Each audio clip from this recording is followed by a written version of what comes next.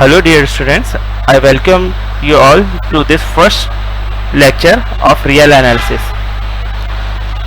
तो real analysis को पढ़ने की मोटिवेशन क्या है, सबसे पहले मैं इस पे बात करूंगा, उसके बाद हम लोग फॉर्मली सीरीज को अपनी स्टार्ट करेंगे। तो आप लोग बहुत छोटी क्लास से कुछ चीज़ें आप मैथमेटिक्स में करते आ रहे होते हो, लेकिन आप उसको प्रूफ नहीं करते। फॉर एग्जांपल आप ये करते हो कि अगर मैं किसी भी नंबर में 0 ऐड करूं तो वो नंबर मेरे पास वापस आ जाता है, लेकिन इसकी कोई ना कोई स्टेटमेंट या कोई ना कोई प्रूफ या कुछ ना कुछ होना चाहिए ना, जिसकी वजह से ऐसा मैं कर सकूं। या फिर मैं ऐसा करता हूं कि ए में कुछ नंबर ऐड करता हूं तो मेरे पास 0 आ जाता है, या फिर मैं ये करता हूं कि -1 करता हूं तो मेरे पास 1 आ जाता है। तो इन चीज़ों की क्या लॉजिक होती है, तो ये कैसे होता है हमारे पास। या फिर हम लोग ये करते हुए आ रहे होते हैं कि -2 मल्टीप्लाई -1, हम लोग इसको कर देते हैं 2। तो अब इस रियल एनालिसिस में हम लोग इन छोटी छोटी चीज़ों को पढ़ते हैं जो रियल नंबर्स पे बेस कर रही होती हैं, और उनको प्रूव कर सकते हैं। एक और चीज़ जो आप लोग इक्वेशन में करते होंगे, जैसे आपके पास इक्वेशन आ रही है x - b x - c = 0, तो आप लोग क्या करते हो, आप लोग ले लेते हैं x - b = 0 और x - c = 0। तो ये जो आप आइदर एंड और करते हो, इसकी क्या लॉजिक होती है। इस तरह की छोटी छोटी चीज़ें रियल नंबर्स के लिए।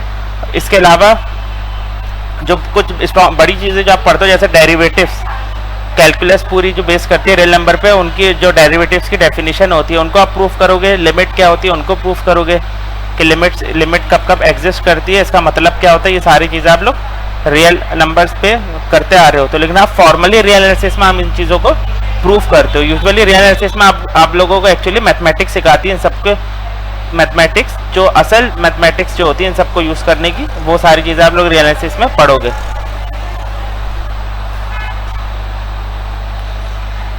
ओके, तो रियल एनालिसिस में जो आपका फर्स्ट टॉपिक होता है रियल एनालिसिस में, जहाँ से आपके रियल एनालिसिस एक्चुअली स्टार्ट होती है, वो होती है complete ordered field. Complete ordered field. तो कंप्लीट ऑर्डर्ड फील्ड, घबराए नहीं, ये हम लोग अभी पढ़ेंगे कि क्या होती है। तो हमारा सबसे पहला टारगेट होता है कि हम लोग रियल नंबर की ये रियल नंबर एक कंप्लीट ऑर्डर्ड फील्ड होती है। हम लोग सबसे पहले इस चीज़ को स्टडी करते हैं रियल एनालिसिस में। उसके बाद जाके हम लोग फिर सीक्वेंस पे जाते हैं, और फिर उसके बाद जाके हम लोग कैलकुलस की तरफ चले जाते हैं, और फिर रिमान इंटीग्रेशन वगैरह पढ़ते हैं रियल एनालिसिस में। और इन सबसे रिलेटेड थ्योरम्स भी साथ साथ हम लोग प्रूफ करते रहते हैं बीच बीच में।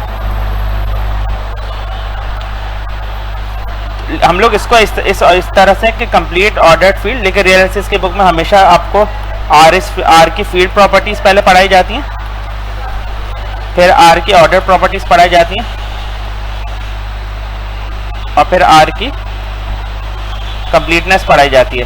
तो ये सारी चीज़ें इसलिए पढ़ाई जाती हैं कि आप लोगों को ये अंदाज़ा हो जाए कि जो रियल लाइन है वो एक्चुअली कंप्लीट ऑर्डर्ड फील्ड होती है। और फिर कंप्लीट ऑर्डर्ड फील्ड होने से उसको क्या क्या फ़ायदे होते हैं, वो फ़ायदे हम लोग थ्योरम्स के बेस पे पढ़ते हैं। ठीक है, तो चलिए हम लोग स्टार्ट करते हैं। अपने इस लेक्चर में हम लोग फील्ड के बारे में पढ़ेंगे, और नेक्स्ट आने वाली वीडियो में फिर हम लोग ऑर्डर्ड के और फिर कंप्लीटनेस के बारे में पढ़ेंगे। ओके, तो चलिए स्टार्ट करते हैं अपने फील्ड का टॉपिक।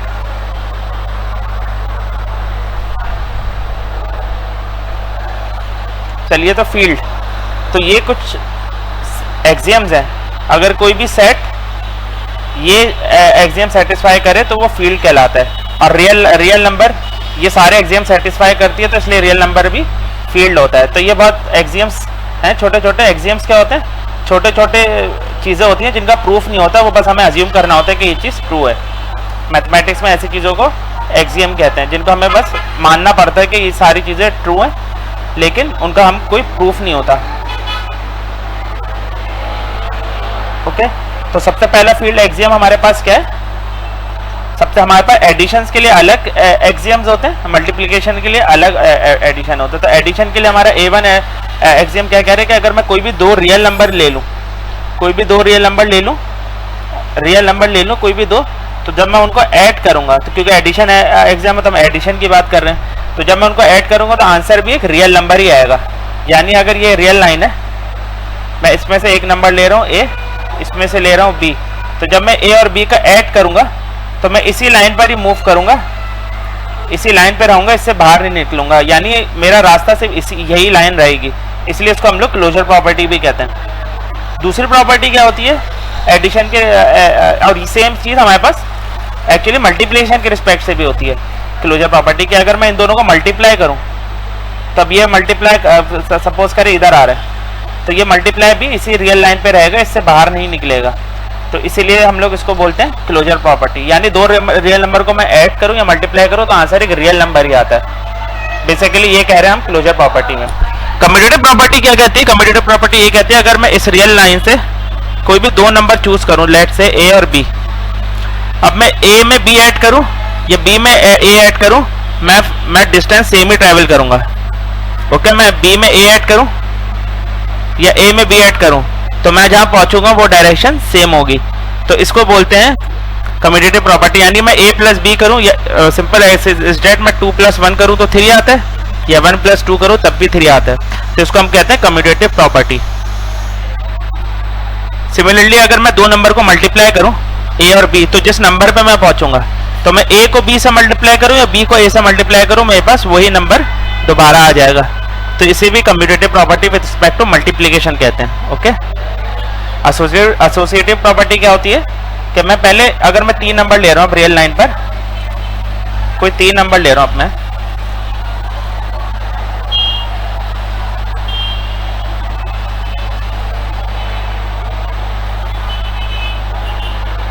तो सपोज कीजिए 3 नंबर है ए बी सी, तो एसोसिएटिव प्रॉपर्टी ये कह रही है कि मैं पहले ए और बी को ऐड करूं तो मैं कहीं ना कहीं पहुंचूंगा यहाँ पे, और फिर उसमें मैं सी को ऐड करूं तो जब मैं पहुंचूंगा तो वो बराबर होगा कि पहले अगर मैं बी और सी को ऐड करूं तो सपोज कर मैं यहाँ पे पहुंचा, और फिर उसमें मैं ए ऐड करूं तो तब भी मैं इसी डायरेक्शन पे पहुंचूंगा, तो ये हमारे पास एसोसिएटिव प्रॉपर्टी कहलाती है। इसको आप बचपन से पढ़ते आ रहे हो तो, लेकिन बस आपने इसको नाम दिया हुआ एसोसिएटिव प्रॉपर्टी।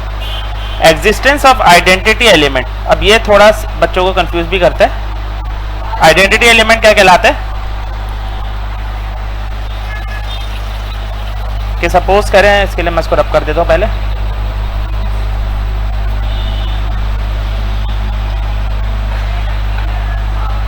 ओके, तो सपोज करें ये एक रियल लाइन है हमारे पास,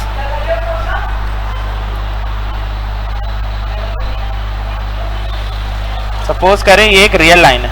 ओके, इस रियल लाइन पे मेरे पास बहुत सारे नंबर्स होंगे, जाहिर है ऑब्वियसली बहुत नंबर्स होंगे ना, क्योंकि रियल लाइन में इधर नेगेटिव, इधर पॉजिटिव इन्फिनिटी होता है और इधर नेगेटिव इन्फिनिटी होता है।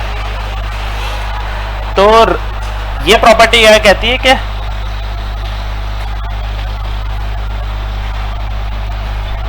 अगर मेरे पास कुछ नंबर है ए बी मान लीजिए, तो ये कह रहा है एक ऐसा नंबर होगा इस पूरी लाइन पर लाजमी कि जब मैं ए पे ऐड करूं तो ए कहीं मूव नहीं होगा, ए वहीं रहेगा। इसी तरह से मैं बी में एक ऐसा नंबर ऐड करूंगा कि बी में जब मैं कोई नंबर ऐड करूं तो बी कहीं मूव नहीं होगा, बी वहीं रहेगा। तो ऐसा नंबर मेरे पास एक्चुअली होता है 0। मैं 0 को किसी भी रियल नंबर में ऐड करूं, चाहे इधर से या इधर से, तो मेरे पास वो नंबर वापस आ जाता है। इसी तरह से अगर मैं मल्टीप्लाई कर रहा हूं तो मल्टीप्लाई में ऐसे कैसे हो सकता है, मल्टीप्लाई में वो नंबर 1 होगा, मैं 1 को किसी भी नंबर से मल्टीप्लाई करूं तो वही नंबर वापस आ जाएगा, तो इसे हम लोग बोलते हैं आइडेंटिटी एलिमेंट। ओके, तो आइडेंटिटी एलिमेंट एक ऐसा एलिमेंट होता है जिसको मैं गिवन ऑपरेशन जो भी दिया हुआ, अगर एडिशन दिया हुआ है तो अगर मैं ऐड करूं बाकी तमाम नंबर से तो मुझे जिस नंबर में ऐड करूंगा वो नंबर वापस मिल जाएगा। इसी तरह से identity element respect to multiplication क्या होता है कि मैं किसी भी रियल नंबर से मल्टीप्लाई करूं तो वही नंबर वापस आ जाए, और रियल नंबर में आइडेंटिटी एलिमेंट 0 फिक्स होता है, और रियल नंबर में मल्टीप्लिकेशन के लिए रिस्पेक्ट से आइडेंटिटी एलिमेंट 1 फिक्स होता है। तो ये ऑपरेशन पे डिपेंड करता है। तो विद प्लस आपसे बोले तो आइडेंटिटी क्या है, तो आप बोलोगे 0 है, और विद मल्टीप्लिकेशन आपसे बोले क्या है तो आइडेंटिटी आप बोलोगे 1 है। तो इसलिए इसको हम लोग 0 को हम लोग बोलते हैं एडिटिव आइडेंटिटी, और 1 को हम लोग बोलते हैं मल्टीप्लिकेटिव आइडेंटिटी इन शॉर्ट में। और एक और प्रॉपर्टी होती है जिसको बोलते हैं एग्जिस्टेंस ऑन इनवर्स। अब सपोज करें ये 0 है और ये ए है, ए ने 0 से स्टार्ट किया और चलते चलते चलते ये यहाँ पर पहुंच गया, एक एक्स था पर्सन, वो चलते चलते इस ए पे आके रुक गया, लेकिन अब वो रास्ता भूल गया कि उसको ए पे कैसे आना है, 0 पे कैसे आना है, तब तो मुझे हर एक बंदे के लिए एक रास्ता जरूर मिलेगा 0 पे आने का। और 0 क्या होगा, सेट की आइडेंटिटी एलिमेंट है। तो वो कैसे मिलेगा, क्या मैं उस ए में से -a कर दूंगा सिंपल। मैं इसमें से -a डिस्टेंस अगर वापस चल ले x, तो इसी वहां पे वापस पहुंच जाएगा ना। तो इसीलिए इस नंबर को हम लोग बोलते हैं इनवर्स एलिमेंट। इनवर्स एलिमेंट का मतलब क्या होता है कि मैं a में एक ऐसा नंबर ऐड करूं कि मेरे पास 0 आ जाए। इसी तरह मल्टीप्लिकेशन के केस में होगा कि a में क्या नंबर मल्टीप्लाई करूं कि 1 आ जाए, तो a में मैं a का रेसिप्रोकल मल्टीप्लाई कर दूंगा तो मेरे पास 1 आ जाएगा। ओके, तो इसको हम लोग बोलते हैं inverse with respect to multiplication, इसको बोलते हैं inverse with respect to addition. Now इसी तरह से अब लास्ट प्रॉपर्टी क्या होती है मेरे पास,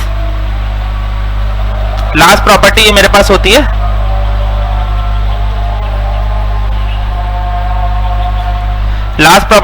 होती है कि डिस्ट्रीब्यूटिव प्रॉपर्टी सेटिस्फाई करते हैं। मल्टीप्लिकेशन ओवर एडिशन होती है ये।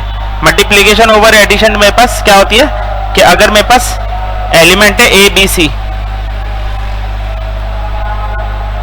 और मैं ए को बी प्लस सी से मल्टीप्लाई करूं, तो आंसर मेरे पास ए बी प्लस ए सी के बराबर आएगा। ओके, इसको हम लोग बोलते हैं लेफ्ट डिस्ट्रीब्यूटिव प्रॉपर्टी। इसी तरह से अगर मैं b प्लस सी को पहले लिख दूं और a को यहां से मल्टीप्लाई करूं, तो ये होगा बी ए प्लस सी ए। कुछ स्टूडेंट इसको ऐसे लिखना चाहेंगे कि इसको भी लिख देंगे A B plus B C. इसको ऐसे हम नहीं लिख सकते।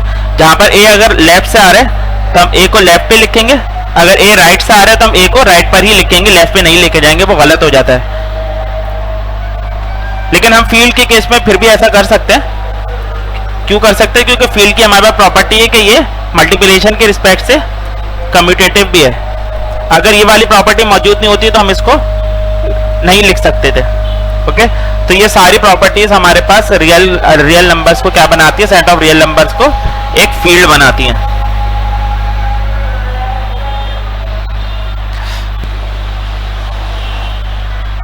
तो बच्चों ये प्रॉपर्टीज होती हैं एक फील्ड की, और ये सारी properties real set of real number भी सेटिस्फाई करते हैं, तो इसलिए हम लोग बोलते हैं कि रियल नंबर भी एक फील्ड है। ओके, तो अभी हम लोगों का जो फर्स्ट टारगेट था कि हमें साबित करने के रियल नंबर एक फील्ड होता है, ये वाली सारी प्रॉपर्टी रियल नंबर में सेटिस्फाई होती हैं, तो इसलिए रियल नंबर एक फील्ड है। हमने ये वाला टारगेट अपना अचीव कर लिया। अब हम लोग इससे रिलेटेड कुछ प्रॉपर्टीज और कुछ प्रूफ देखेंगे जो फील्ड की वजह से as a field real number होता है, तो उसकी वजह से उसके अंदर एग्जिस्ट करते हैं। तो चलिए, सबसे पहला थ्योरम है हमारा थ्योरम 1.1। ये क्या कह रहा है कि अगर z एंड a कोई भी दो रियल नंबर है, इसको ऐसे रीड करें, z और a कोई भी दो रियल नंबर है, और ऐसा हो रहा है कि मैं z में a ऐड कर रहा हूं तो मेरे पास a वापस आ रहा है, तो इसका मतलब जरूर ये होगा कि z 0 है। ओके, यानी अगर मेरे पास कोई भी दो रियल नंबर है और a मान लीजिए इधर है और z मान लीजिए इधर है, तो ये कह रहा है अगर a में z में ऐड कर रहा हूं और मैं a पर ही वापस आ रहा हूं, a में z ऐड कर रहा हूं और मैं a पर ही वापस आ रहा हूं, तो इसका मतलब a जो है वो एक्चुअली z जो है वो एक्चुअली ये वाला नंबर था जो 0 है, वो कोई और नंबर नहीं, जबकि यही वाला नंबर हमने पिक किया था जो कि 0 है। ओके, हमें साबित करना है कि z एक्चुअली ये वाला नंबर है। तो चलिए इसको हम लोग ऑर्डर्ड एक्सियम जो हमने यहाँ लिखे हुए इन्हीं को यूज करके प्रूफ करेंगे। तो चलिए स्टार्ट करते हैं अपनी वीडियो को। तो प्रूफ हम लोग अभी ए करेंगे पहले।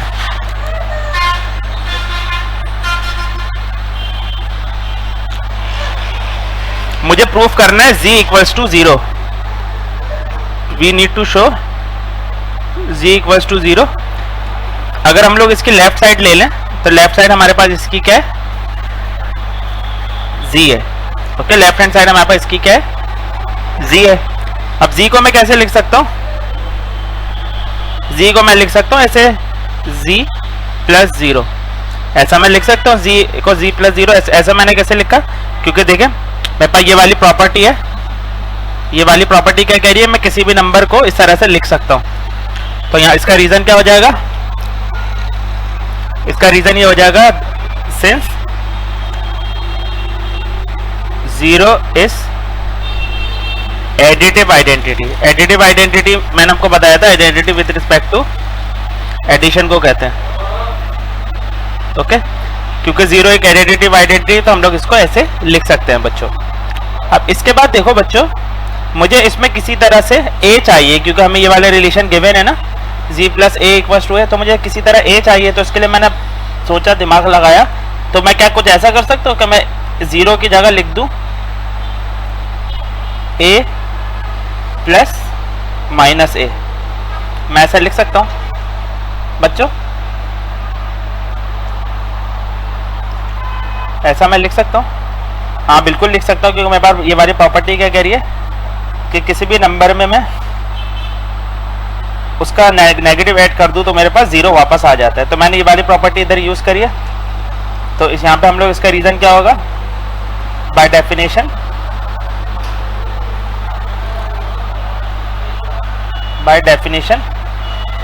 ऑफ इनवर्स एलिमेंट या इनवर्स ऑफ ए लिखना आप। ओके, तो ये वाली डेफिनेशन हम लोगों ने इधर, ये वाला इसका रीजन हो गया। अब बच्चों इसके बाद मैं क्या कर सकता हूँ कि अगर मेरे पास ये हो रहा है तो मैं इसको ऐसे कर सकता हूँ कि मैं ब्रैकेट g प्लस a पे ले आऊँ, इन दोनों से हटा के फर्स्ट 2 पे ले आऊँ। मैं ऐसा भी कर सकता हूँ। मैं ऐसा क्यों कर सकता हूँ बच्चों, ऐसा मैं क्यों कर सकता हूँ?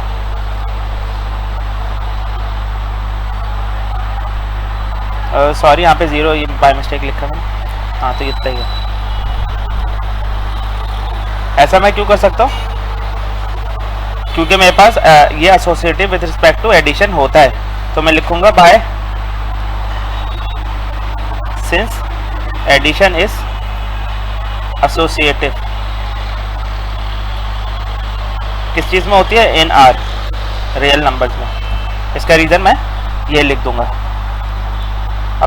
अब मुझे गिवन क्या है कि g प्लस a किसके इक्वल है? गिवन है ना, यही तो हमें गिवन था कि g प्लस a 1 के इक्वल है। तो यहाँ पे मैं लिख दूंगा a प्लस माइनस a आ जाएगा। और इसका रीजन क्या होगा, ये हमें गिवन है।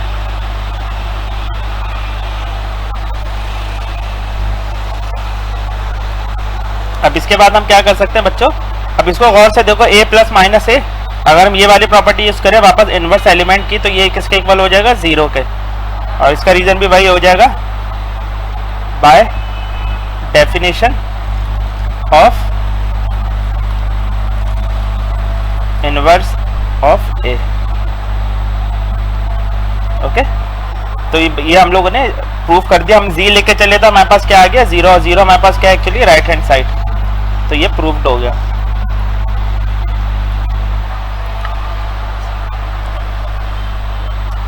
चलो, था ना आसान प्रूफ। तो चलिए बच्चों, अब हम लोग इसका सेकंड पार्ट देखते हैं। तो चलिए स्टार्ट करते हैं हम अपना इसका सेकंड पार्ट। तो सेकंड पार्ट क्या कह रहे हैं? सेकंड पार्ट कह रहे हैं कि अगर u और b कोई भी रियल नंबर है, जिसमें से b में क्या प्रॉपर्टी है कि b 0 नहीं है। u 0 हो सकता है, नेगेटिव भी हो सकता है, पॉजिटिव भी हो सकता है। b नेगेटिव और पॉजिटिव तो हो सकता है, लेकिन 0 नहीं हो सकता। तो क्या होगा, मैं u में b को मल्टीप्लाई करूं तो मेरे पास b आएगा। अगर ऐसी चीज हो रही है तो u इसका मतलब 1 है। फिर से मैं आपको इसको समझाता हूं। तो ये एक्चुअली ये कह रही है कि अगर मेरे पास यहाँ सपोज करें 1 है और यहाँ b है, तो ये कह रहे हैं अगर मैं किसी नंबर u से मल्टीप्लाई कर रहा हूँ रियल लाइन के और मेरे पास b ही वापस आ रहा है, तो इसका मतलब एक्चुअली मैं वो u 1 ही है। मुझे साबित करना वो u 1 ही है। अगर u कोई भी नंबर मैंने पिक किया और मल्टीप्लाई करके b से u से मल्टीप्लाई करके मैं इधर ही वापस पहुंच गया b पे, तो मुझे ये साबित करना है u एक्चुअली मैंने 1 ही पिक किया था। तो ये साबित करने के लिए हम लोग फील्ड एक्सियम्स यूज करेंगे जो हम लोगों ने अभी पढ़े थे। तो चलिए स्टार्ट करते हैं अपने प्रूफ को।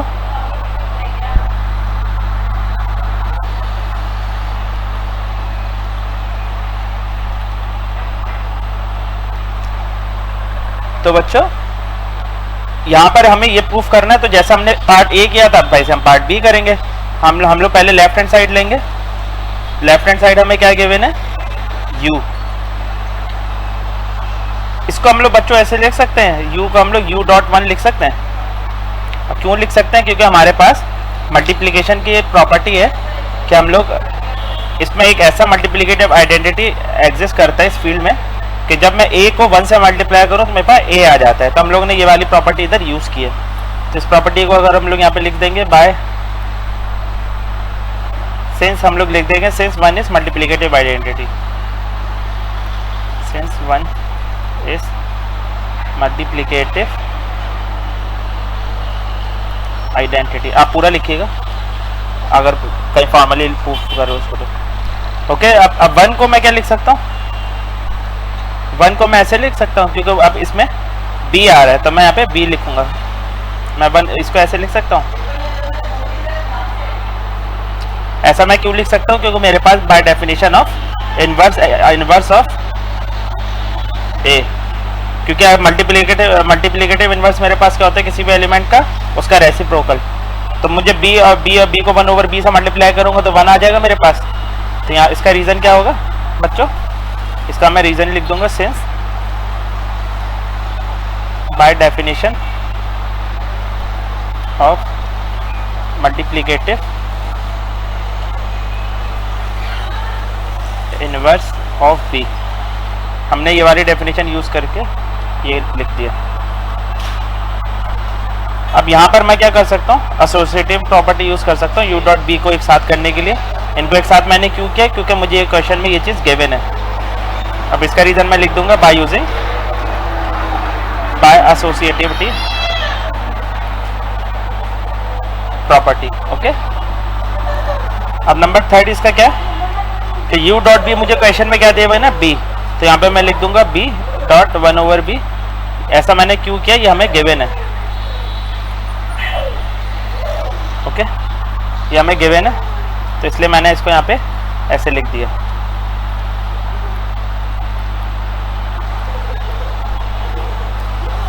अब बच्चों यहाँ से तो बहुत ही सिंपल रह गया। मैं b को 1/b से, एक्चुअली हम लोग ये जो कैंसिल करते हैं ना, ये उस कैंसिल का रीजन ही ये होता है कि हम ये वाली एक्चुअली प्रॉपर्टी यूज कर रहा होता है। तो वो एक्चुअली कैंसिल नहीं होता, वो ये वाली प्रॉपर्टी यूज हो रही होती है। हम लोग बच्चों को सिखाने के लिए इसमें सिर्फ जब हम छोटे छोटे होते हैं तो बच्चे हम लोग को उसको उस वक्त ये बताएंगे कोई ये आइडेंटिटी है तो हम लोग को सिंपल चीज़ें भी बहुत कंफ्यूज कर देते हैं। लेकिन अब आप बड़े हो गए, अब आपको ये सारी चीज़ें यूज करनी है। तो b/1/b हमारे पास क्या हो जाएगा 1, और ये इसका रीजन मेरे पास क्या होगा बच्चों, इसका रीजन होगा bye definition of multiplicative inverse of b। Okay, तो ये प्रूव्ड हो गया। प्रूफ कैसे हो गया, क्योंकि यही तो हमें प्रूफ करना था ना कि u हमारे पास 1 के बराबर है। तो ये हमारे पास आ गया हमारी राइट हैंड साइड। ओके, तो चलिए अब हम लोग चलते हैं इसके पार्ट सी पे। तो चलिए स्टूडेंट, अब हम स्टार्ट करते हैं इसकी 3rd प्रॉपर्टी। तो सबसे पहले हम हेडिंग डालेंगे प्रूफ की। तो 3rd प्रॉपर्टी क्या कह रही है कि अगर a कोई भी रियल नंबर है तो a.0 मेरे पास 0 दे देगा। तो इस स्टेटमेंट को अगर आप ठीक से एनालाइज करो तो ये कह रही है कि a.0 मेरे पास 0 के इक्वल है। और 0 क्या होता है मेरे पास, एक्चुअली 0 मेरे पास रियल नंबर में क्या होता है, मैंने बताया था कि 0 मेरे पास एडिटिव इनवर्स है। 0 क्या है मेरे पास, एडिटिव इनवर्स है। तो एक्चुअली स्टेटमेंट ये कह रही है कि a.0 एडिटिव इनवर्स है किसी भी a के लिए।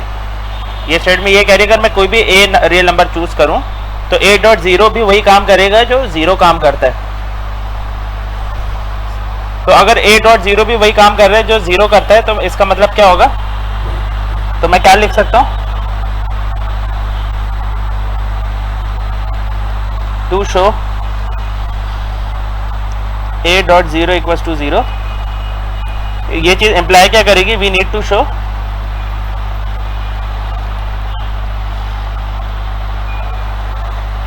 हमें एक्चुअली क्या प्रूफ करना होगा अगर हमें ये शो करना है कि इक्वल टू 0 है। अगर ये इसकी तरह एक्ट कर रहे हैं एडिटिव आइडेंटिटी की तरह, तो इसका मतलब ये होगा कि मैं इस क्वांटिटी को किसी भी नंबर में ऐड करूंगा तो मेरे पास वो नंबर वापस आना चाहिए। तो यानी अगर मैं इसको किसी भी a में ऐड करूंगा तो मेरे पास ए वापस आना चाहिए। हमें एक्चुअली ये स्टेटमेंट प्रूफ करनी है इसमें। ओके, हमें एक्चुअली इसमें ये स्टेटमेंट प्रूफ करनी है। तो ये स्टेटमेंट प्रूफ करने के लिए हम लोग क्या कर सकते हैं,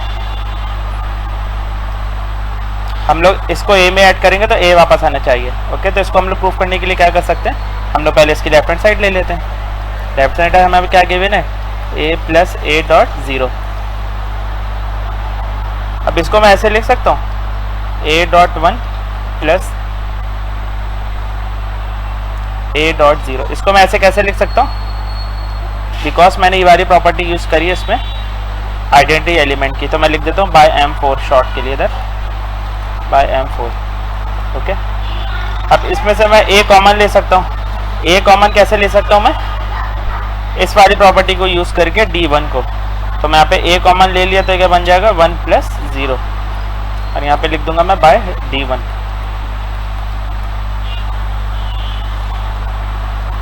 अब मैं 0 में किसी भी नंबर को ऐड करूँ मेरे पास वही नंबर वापस आ जाता है। तो ये हो जाएगा ए डॉट वन, 0 में किसी भी नंबर को ऐड करूं तो मेरे पास वही नंबर वापस आ जाता है। अब इसको आप डायरेक्ट नहीं लिख सकते कि इसको आप इसको छोटी क्लास पे लेगा, इसको डायरेक्ट ए लिख दिया। अब आपको हर चीज़ रीज़न के साथ लिखनी पड़ेगी। तो 1 प्लस 0 क्यों होता है, क्योंकि मेरे पास ये वाली प्रॉपर्टी A4 ये बता रही है, तो मैंने लिख दूंगा बाय A4। ओके, अब मेरे पास ए डॉट वन किसके इक्वल होता है, ए के। ये मैं कैसे कर सकता हूँ, बाय M4 के। और हमें ये प्रूफ करना था इसमें एक्चुअली कि अगर मैंने इसको इसमें ऐड किया और ए वापस आ गया, since A plus A dot zero equals to A, this imply अगर ए प्लस 0 को मैंने ए में किया और ए वापस आ गया, तो इसका मतलब कि ए डॉट ज़ीरो मेरे पास एक्चुअली क्या है, एडिटिव आइडेंटिटी ही है, प्रूव्ड।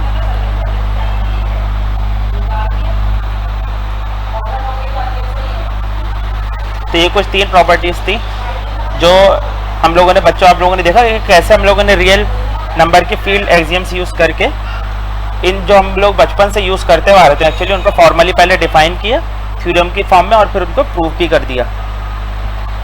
तो चलिए अब हम लोग इसका नेक्स्ट देखते हैं आगे क्या है इसमें।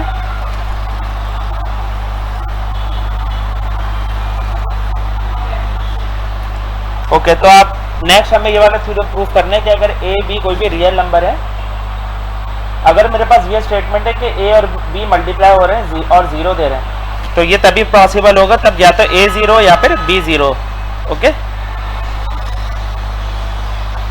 ये वही चीज़ है जो मैंने आपको आइदर एंड और में बताई थी, जो बचपन से आप करते हुए आ रहे होते हैं क्वाड्रेटिक इक्वेशन सॉल्व करते हुए कि x minus 1 x minus 2 equal to 0 होते हैं। तो आप इधर x माइनस 1 0 और x माइनस 2 इक्वल टू 0 लेकर सॉल्व कर लेते हैं। तो ये भी वही चीज़ अब हमें प्रूफ करनी है। ओके, अब बच्चों ये इफ एंड इफ के साथ है, तो इफ ऑन इफ का मतलब क्या होता है कि हमें बोथ साइड से इसको प्रूफ करना पड़ेगा। तो हम पहले कंसीडर कर लेते हैं, consider A dot B equals to 0, और हमें प्रूफ करना होगा कि इधर दिस इक्वल टू 0 और दिस इक्वल टू 0। तो दोनों 0 नहीं होंगे, हो सकते कोई एक 0 हो सकता है। तो हम लोग पहले ये वाला केस ले लेते हैं, assume a is not equal to 0 and we will show अगर a 0 नहीं होगा तो इसके मुताबिक b को 0 होना चाहिए, क्योंकि या तो ये 0 होगा या फिर ये 0 होगा। तो अगर a 0 नहीं है तो हमें साबित करना है कि b 0 होगा। तो ये साबित करने के लिए हम लोग पहले वापस इसको लिख देंगे, कंसीडर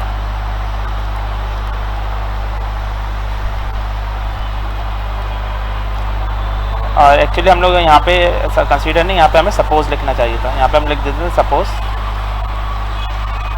ए डॉट बी। अब यहाँ पे हमने इसको वापस कंसीडर कर लिया। अब हमें इससे ये बनाना है b equals to 0।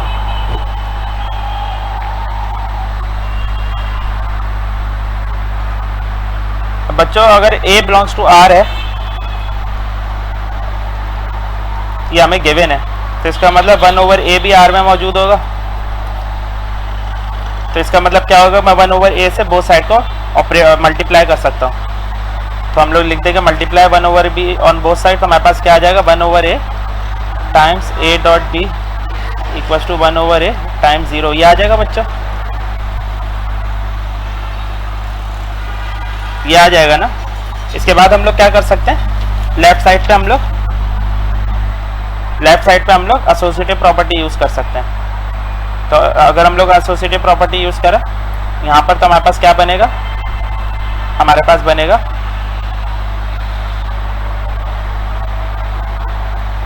1/a dot b equals to 1/a dot 0 by associative property. Okay,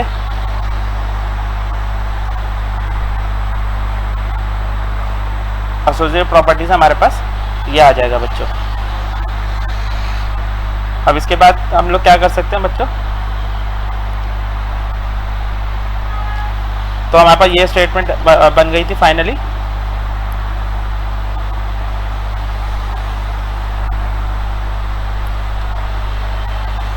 sorry, wait a minute, yes, ये स्टेटमेंट बन गई 1/a dot b equals to, और यहाँ पर हमारे पास है 1/a डॉट 0, हमारे पास ये स्टेटमेंट आ गई फाइनली। अब बच्चों यहाँ पर हमारे पास क्या कर सकते हैं हम लोग, हमारे पास ये वाली प्रॉपर्टी होती है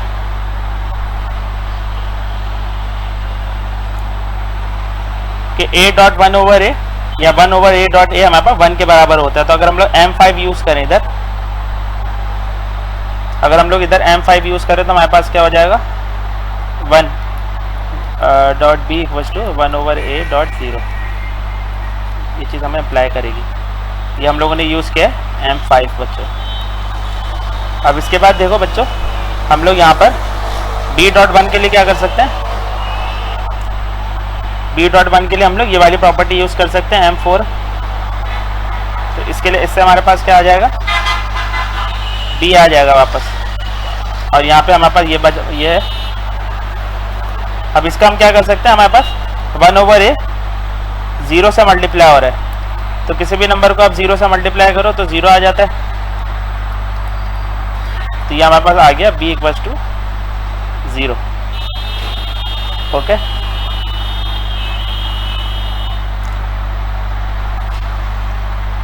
तो ये हमारे पास आ गया b इक्वल्स टू 0, और इस तरह से ये प्रूव हो गया।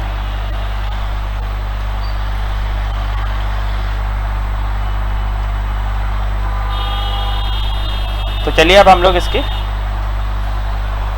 आगे कुछ प्रॉपर्टीज देखेंगे जो कि हमारा नेक्स्ट क्लास में टारगेट होगा। अब नेक्स्ट क्लास में हम लोग क्या करेंगे, इसमें नेक्स्ट क्लास में हम लोग इसमें प्रूफ करेंगे कि रियल नंबर एक ऑर्डर्ड फील्ड भी है, ऑर्डर्ड फील्ड है। अभी हमने प्रूफ किया है ये फील्ड है, अब हम डिसाइड करेंगे कि इससे फील्ड नहीं, ये एक ऑर्डर्ड फील्ड है अपने नेक्स्ट लेक्चर में इंशाल्लाह। तो thanks for watching this video. अगर कोई भी क्वेश्चन हो तो मुझसे कमेंट बॉक्स में ज़रूर पूछिएगा। अपना ख्याल रखें, वीडियो को लाइक करें, शेयर करें और अपने कमेंट से ज़रूर इज़हार दें। Thanks for watching.